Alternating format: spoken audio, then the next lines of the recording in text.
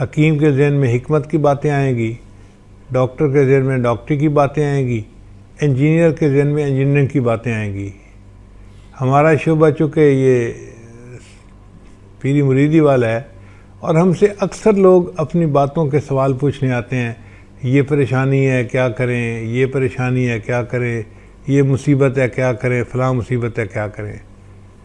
تو میرے ذہن میں یہ بات آئی کہ امام بخاری رحمۃ اللہ نے اس حدیث کو سب سے آخر کے لیے جو چنا تو اس کی وجہ یہ تھی کہ تسبیح کے پڑھنے سے اللہ مصیبتوں کو ٹال دیتے ہیں، اور اس کی دلیل دو ہیں۔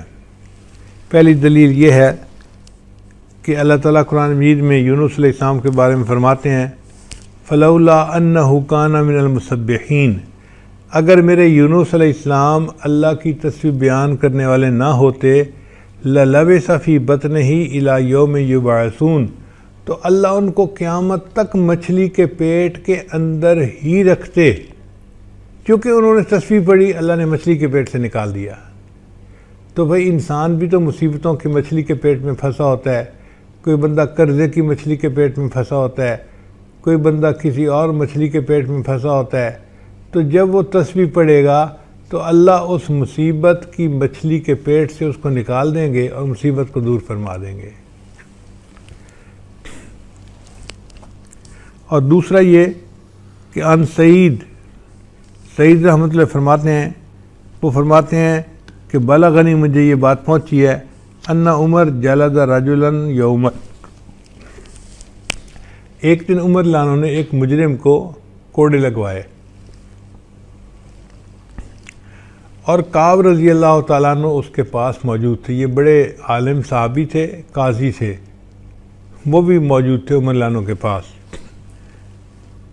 چنانچہ فقال الرجل حین وقع علیہ الصوت، جب اس بندے کے کوڑا پڑا نا تو کوڑا پڑنے پر اس نے اوئی نہیں کی بلکہ اس نے کہا سبحان اللہ۔ یعنی اس زمانے کے مجرم لوگ بھی ایسے تھے کہ ان کی زبانوں سے اوٹ پٹانگ لفظ نہیں نکلتے تھے۔ اس کو کوڑا پڑا اور کوڑا کھا کے اس نے کہا سبحان اللہ۔ جب اس نے سبحان اللہ کہا تو عمر لان نے جلاد کو کہا دعہو، اس کو چھوڑ دو۔ فضاحک کعب لانو مسکرا پڑے۔ فقال عمر لانو نے پوچھا وما یضحکک، حضرت آپ کیوں مسکرا رہے ہیں؟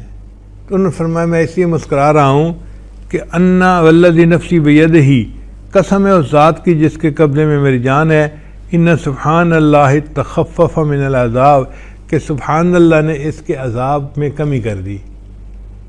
اس کو حکم ہوا تھا 10 درے لگانے کا اور پہلا ہی پڑا تو اس نے سبحان اللہ کا، اور عمر لانوں نے ایک کوڑے پہ ہی اس کو معاف کر دیا، تو سبحان اللہ نے اس کے عذاب کو کم کر دیا۔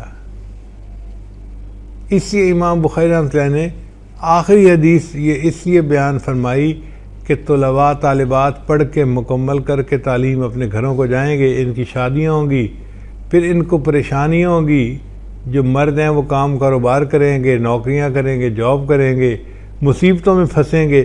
جب یہ مصیبتوں میں پھنسیں گے تو پھر یہ کہیں گے کہ ہمیں اب مصیبت سے نکلنے کا کوئی عمل بتانا چاہیے، تو میں ان کو عمل بتا دیتا ہوں کہ یہ سبحان اللہ کا ذکر کثرت کے ساتھ کریں گے، اللہ ان کی مصیبت کو دور کر دیں گے، ان کو پریشانیوں کی مچھلیوں کے پیٹ سے نکال دیں گے۔ دعا ہے کہ جتنے حاضرین مرد ہیں یا خواتین ہیں، اللہ سب کو پریشانیوں سے محفوظ فرمائے اور اپنے مقبول بندوں اور بندیوں میں شامل فرمائے۔